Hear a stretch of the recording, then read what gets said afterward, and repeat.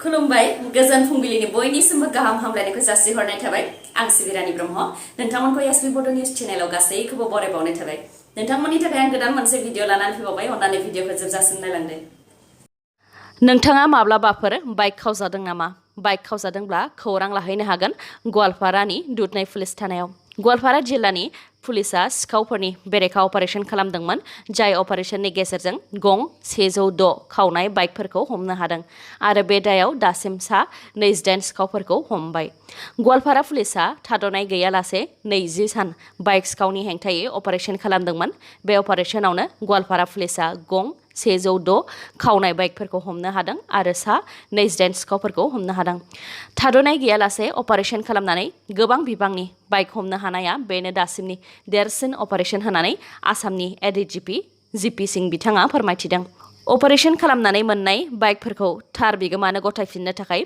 DTO अफिसाव बाइकफोरखौ verify खालामगोन बेनि उनावनो थार बिगोमानो बाइकखौ हरफिननाय जागोन होननानै फोरमायथिदों गवालपारा पुलिसा फोरमायथिनाय बायदिब्ला बाइक सिखावफोरा आसामनि अनगायैबो गुबुन रायजो आरो बांलादेशजोंबो सोमोन्दो दङ बिसोरो आसामनिफ्राय बाइक खावनानै गुबुन रायजोफोराव दैथायहरो आरो गुबुन रायजोफोरनि सिखावफोराबो बिसोरनि गेजेरजोंनो आसामसिम खावनाय बाइकफोरखौ दैथायहरो दिनै 26 June international day against drug abuse and illicit trafficking दिनैनि सानखौ ड्राग्सनि हेंथा सान महरै फालिनाय जायो ड्राग्सनि हेंथा साननि सानसे सिगांनो मैया क'क्राझाराव साथाम ड्राग्स जाग्रा लाइमोनफोरखौ क'क्राझार पुलिसा हमनो हादों हमजानाय साथाम ड्राग्स जाग्राफोरनि मुङा फारियै क'क्राझार हाब्रुबारिनि थागिबि रुंसारि निर्मल कुमार ब्रह्मनि फिसाज्ला केनेडी बसुमतारी 23 बोसोर बैसोनि बागानसालिनि थागिबि रवीन्द्र दैमारिनि फिसाज्ला सागर दैमारि 22 बोसोर बैसोनि टेङापारानि थागिबि रुंसारि शशि नार्जारिनि फिसाज्ला गोजोनथाव नार्जारि 22 बोसोर बैसोनि बिसोरनिफ्राय गंथाम आबुं कन्टेनार ड्राग्स गं 8 लांदां टेमा गं 2 सिरिन्ज नोगोद 15,000 रां आरो गंथाम मबाइल हमनो हानाय जादों बेनि अनगायैबो बाक्सा जिल्लानि कुमरिघाटानिफ्राय सानै ड्राग्स फालांगिरि हमनाय जादों होननानै मैया खौराङाव फोसावनाय जादोंमोन नाथाय गुबैयै साब्रै ड्राग्स फालांगिरिखौ कुमरिघाटानिफ्राय हमनो मोननाय जादों हमजानाय साब्रैनि मुङा फारियै थुलुंगा बसुमतारी मानव प्रतिम सत्येन्द्र सन्जय बसुमतारी आरो महम्मद आलिउद्दिन रहमान बिसोरनिफ्राय साखा खब्रै गंसे गारि गंथाम बाइक बेजों लोगोसे गोबां बिबांनि हेर'इन ड्राग्स हमनो हादों होननानै फोरमायथिदों बाक्सा जिल्लानि सिमला पुलिस थानानि मोनसे टिमा कुमरिघाटा सेसापानियाव सिग्रोमनायावनो साब्रै ड्राग्स फालांगिरिखौ हमनो हादों मख'नो गोनांदि हमजानाय ड्राग्स फालांगिरि थुलुंगा बसुमतारीखौ तामुलपुर बिधानसभा बियाबनि BPFनि बारग' बिजाथि जाय बिसायख'थि जानायनि एसे सिगाङावसो BPF एंगारनानै BJP राजखान्थि दोलोआव हाबफैदोंमोन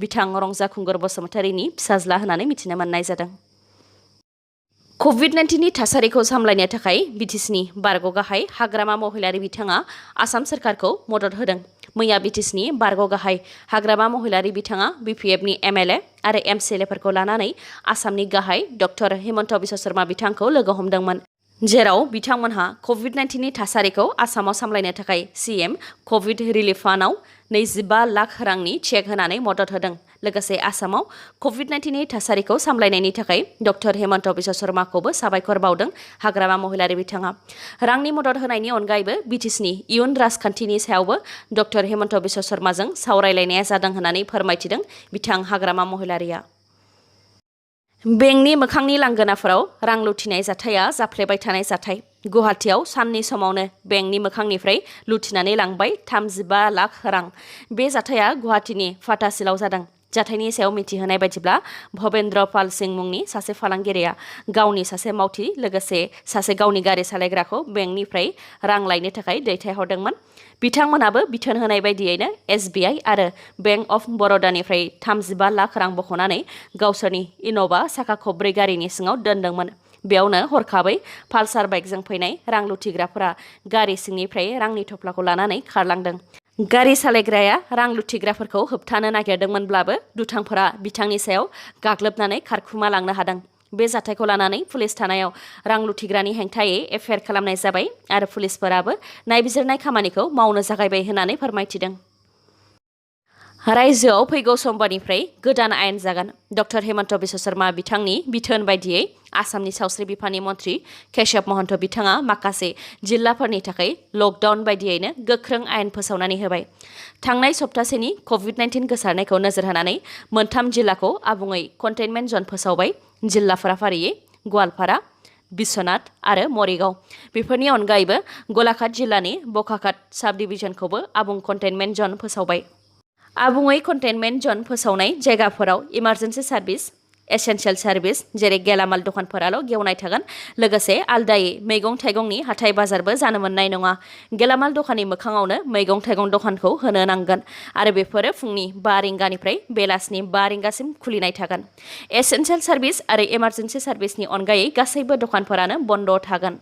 बेनि अनगायैबो आसाम सावस्रि बिफाननि मन्थ्रि केशव महन्त बिथाङा फोरमायथिबावनाय बायदिब्ला गामि ओनसोल, नोगोर, साब डिभिजन आरो जिल्लाफोराव थांनाय सप्तासेनि कभिड-19नि थासारिखौ नायनानै 247 ओनसोलफोरखौ हटस्पट महरै सिनायनाय जादों।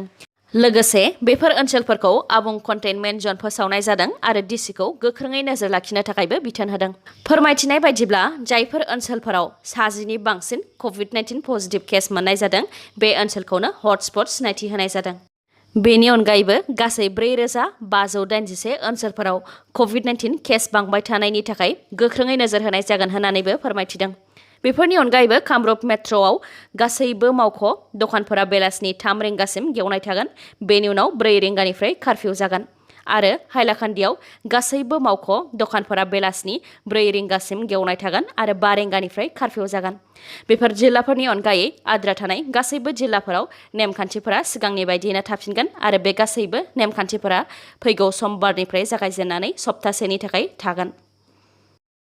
HS नैथि बोसोरनि सासे फरायसानि गोथै देहाखौ उदयपुर गुदि फरायसालिनि सिङाव फासि नांनाय हालोदनिफ्राय बोखांनो मोननाय जादों। फरायसानि मुङा उत्पल दास। बिथाङा नारायणपुर भलाबरी गामिनि। बे फासिनांनाय जाथायखौ गावखौनो फोथैनानै लानाय सन्देह खालामनाय जादों। नाथाय मा जाहोननि थाखाय गावखौ फोजोबस्रांनानै लादों बेनि रोखा जेबो खौरां मोननाय जायाखै। जाथाय जानायनि खौरां मोननानै पुलिस हान्जाया फैनानै नायबिजिरनाय खामानिखौ मावफैदों आरो उत्पल दासनि गोथै देहाखौ पस्टमर्टेमनि थाखाय दैथायहरबाय।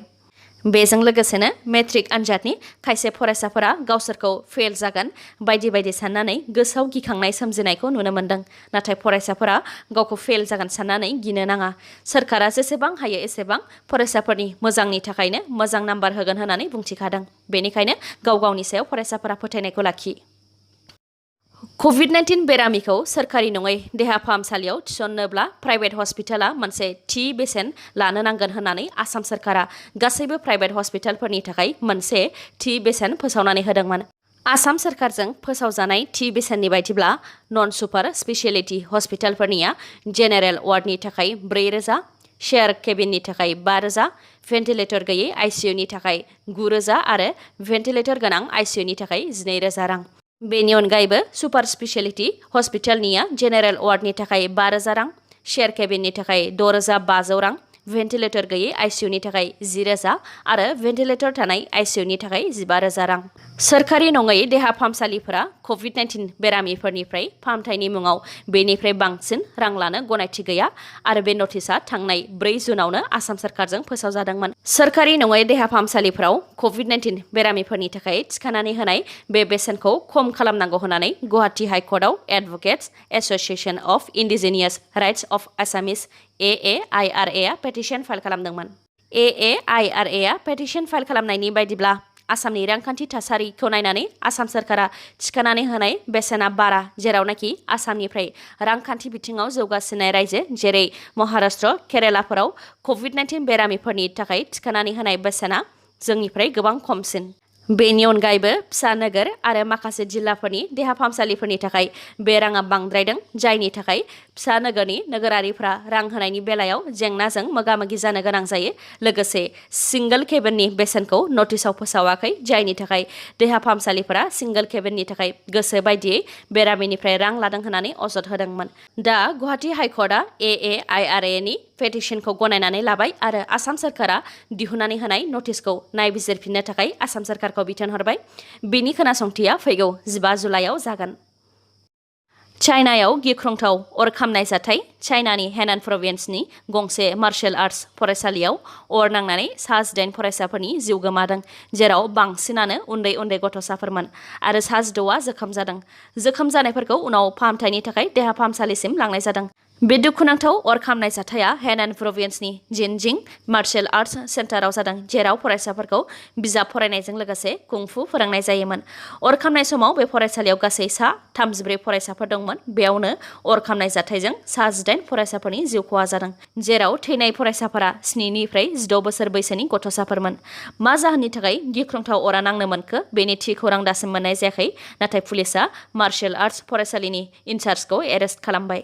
मख'नो गोनांदि चाइनानि हेनान प्रभिन्सआ शाओलिन टेम्पलनि थाखाय मुंदांखा आरो बेनिफ्रायनो चाइनिज मार्शल आर्ट्सआ जोनोम मोनदोंमोन। क'क्राझार जिल्लायाव फिन सासेबाव मैहुर फालांगिरिखौ हमनो हादों। मुङा हसिया नार्जारी 41 बोसोर बैसोनि। क'क्राझार पुलिसआ मोनसे सुलुंनि सायाव बिथा खालामनानै बिसमुरि ओनसोलनिफ्राय मैहुर फालांगिरि हसिया नार्जारीखौ हमनो हादों आरो बेनिफ्राय पुलिसआ गंसे आखाइजों बानायनाय सिलाइजों लोगोसे दंफां हाखावग्रा आगजुबो हमनो हादों। हमजानाय हसिया नार्जारीया क'क्राझार जिल्लानि गसाइगाव महकुमानि अमृतपुर थाराइबारि गामिनि थागिबि।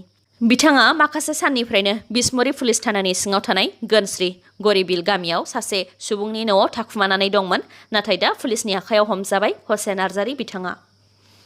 बिटिसिनि गाहाय प्रमद बर' बिथाङा दिल्लीयाव थांनानै मिरु नखर मन्त्रि अमित शाह बिथांखौ लोगो हमहैदों। प्रमद बर' बिथाङा खौरांगिरिफोरनि सिगाङाव बुंथिदों दि बिसायख'थिनि समाव मिरुनिफ्राय मदद होनाय आरो बिटिआर गोरोबथानि माखासे दफाफोरखौ जाफुंहोनायनि थाखाय साबायखर होनो थाखायनो अमित शाह बिथांखौ लोगो हमहैनाया जादों। बेनि अनगायैबो बिटिआर गोरोबथानि आद्रा थानाय दफाफोरखौ इमप्लिमेन्ट खालामनाय एमेन्डमेन्ट खालामनायनि थाखाय अमित शाह बिथांखौ खावलायदों जेरै कार्बि आंलंनि जेंनाखौ सुस्रांनाय बारग' एनडिएफबिफोरनि केस बोखारनाय बारग' एनडिएफबिफोरनि मोननो गोनांखौ होनाय बायदि बायदिनि सायाव खामानि मावनो थाखाय खावलायदों होननानै बुंथिदों बिथाङा। साननैनि थाखाय जरहाटनि गावनि न'आव थांनो थाखाय एमएलए अखिल गगैखौ एनआइए कर्टआ गनायथि होबाय। शिबसागर बियाबनि एमएलए अखिल गगैआ गावनि बिमा आरो फिसाखौ लोगो हमनायजों लोगोसे गावनि बियाब शिबसागराव थांनो थाखाय गनायथि बिनानै एनआइए कर्टनिसिम आर'जलाइ गथायदोंमोन। बे आर'जलाइनि सायाव बिथा खालामनानै बिमा आरो फिसाखौ लोगो हमनो थाखाय गनायथि होदोंब्लाबो शिबसागर बियाबाव थांनो थाखाय गनायथि होआखै एनआइए कर्टआ। मख'नो गोनांदि रायजो दलनि आफादगिरि आरो शिबसागर बियाबनि एमएलए बिथां अखिल गगैआ थांनाय 2019 मायथाइनि डिसेम्बर दाननिफ्रायनो खानि हेंथायै सोमावसारनायनि दायाव जोबथेसालियाव जोबनानै दोनजादोंमोन। बिथाङा जोबथेसालियाव थानानैनो बिसायख'थिनि थाखाय गाव फोसावदिं मेल खुङालासे शिबसागर बियाबनिफ्राय एमएलए महरै देरहासारनो हादोंमोन। एमएलए देरहाखांनायनि उननिफ्रायनो बिथां अखिल गगैनि केसफोरखौ लासै गुरुं जाबोनायखौ नुनो मोन्दों। खा सोमावसारनायनि हेंथायै अखिल गगैनि हेंथा मोननै केस रेजिस्टार खालामनाय जादोंमोन। मोनसे केसनिफ्राय बिथाङा बेल मोननो हाखाबाय आरो गुबुन मोनसेनिफ्राय दासिम बेल मोननो हाथ'वाखै। कभिड-19 भेक्सिन लानायनि सार्टिफिकेट दिन्थियोब्लानो आसामाव दावबायनायाव कभिड-19 टेस्ट खालामनो गोनांथि गैला।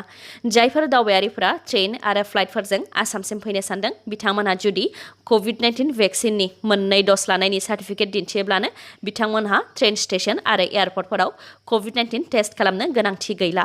बे खोथाखौ आसामनि सावस्रि बिफान मन्त्रि केशब महन्त बिथाङा फोरमायथिदों। बेनि अनगायैबो जायफोर कभिड-19 भेक्सिननि मोनसे द'ज लाबाय बिथांमोनखौ अफिसाव थांनो थाखाय खावलायदों। नाथाय गोरबोआव गोनां आइजोफोर, बोसोर 5 आरो बेनि उन्दैसिन फिसा थानाय आइजोफोर, बेनि अनगायैबो देहायारि गेबें नङै गासैबो हौवाफोर आरो आइजोफोरा अफिसाव थांनो गोनांथि गैलाया न'निफ्रायनो खामानिखौ मावनो हागोन। बेजों लोगोसेनो गावनि न'आव थानानैनो गावनो कभिड-19 टेस्ट खालामनो हाग्रा किटआ ओंखारबाय। सोरबा गोसो गोनाङा अनलाइननि गेजेरजों बेखौ बायनो हागोन। मुङा कभिसेल्फ COVISELF। दिनैनि भिडिअआ एसेनोसै। गाबोन आरो गोदान भिडिअजों लोगो मोनफिनबावगोन। नोंथाङा दासिमबो आंनि चेनेलखौ साबस्क्राइब खालामाखैबा अन्नानै साबस्क्राइब खालामदो लोगोसे लाइक, कमेन्ट आरो शेयार खालामनो दाबाव। गोजोन्थों।